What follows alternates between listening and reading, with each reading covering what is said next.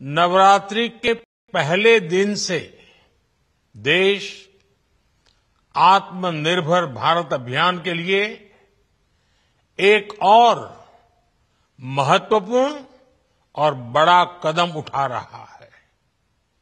कल यानी नवरात्रि के प्रथम दिवस 22 सितंबर को सूर्योदय के साथ ही नेक्स्ट जनरेशन जीएसटी रिफॉर्म्स लागू हो जाएंगे। एक तरह से कल से देश में जीएसटी बचत उत्सव शुरू होने जा रहा है। इस जीएसटी बचत उत्सव में आपकी बचत बढ़ेगी और आप अपनी पसंद की चीजों और ज्यादा आसानी से खरीद पाएंगे।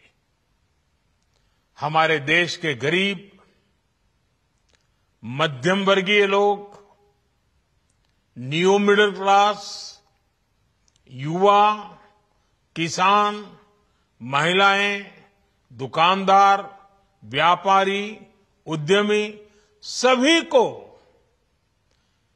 ये बचत उत्सव का बहुत फायदा होगा।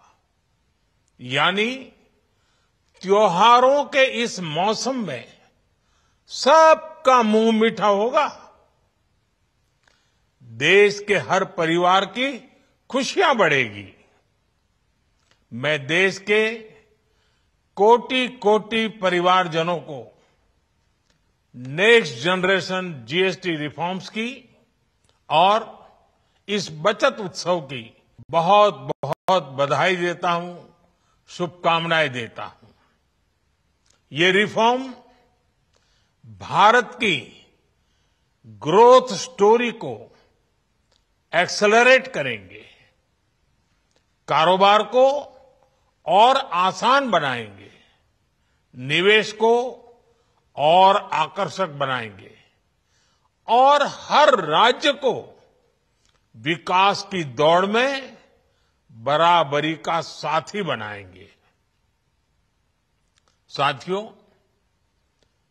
जब साल 2017 में भारत ने जीएसटी रिफॉर्म की तरफ कदम बढ़ाया था तो एक पुराना इतिहास बदलने की और एक नया इतिहास रचने की शुरुआत हुई थी। दशकों तक हमारे देश की जनता, आप सभी लोग, देश के व्यापारी अलग अलग टैक्स के जाल में उलझे हुए थे। Octroi, entry tax, sale tax, excise, VAT, service tax, न जाने भांति भांति के दर्जनों टैक्स हमारे देश में थे। एक शहर से दूसरे शहर माल भेजना हो तो न जाने कितने चेकपोस्ट पार करने होते थे, कितने ही फॉर्म भरने पड़ते थे, कितनी सारी रुकावटें थी। हर जगह टैक्स के अलग अलग नियम थे। मुझे याद है जब 2014 में देश ने मुझे प्रधानमंत्री पद का दायित्व सौंपा था, तब उसी शुरुआत के दौर में एक विदेशी अखबार में एक दिलचस्प उदाहरण छपा था। उसमें एक कंपनी की मुश्किलों का जिक्र था।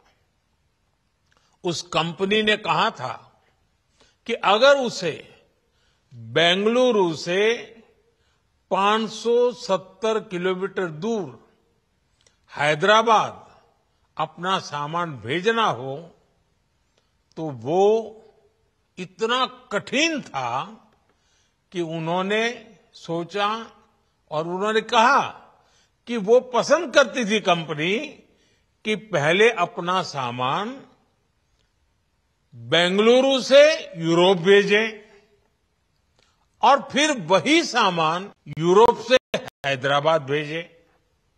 साथियों, टैक्स और टोल के जंजाल की वजह से ये तब के हालात थे।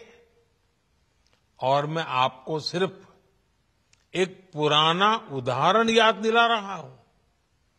तब ऐसी लाखों कंपनियों को, लाखों करोड़ों देशवासियों को अलग अलग तरह के टैक्स के जाल की वजह से हर रोज परेशानी होती थी। सामान को एक शहर से दूसरे शहर पहुंचने के बीच जो खर्च बढ़ता था, वो भी गरीब को उठाना पड़ता था। आप जैसे ग्राहकों से वसूला जाता था। साथियों, देश को इस स्थिति से निकालना बहुत जरूरी था। इसलिए जब आपने हमें 2014 में अवसर दिया, तो हमने जनहित में, देशहित में जीएसटी को अपनी प्राथमिकता बनाया।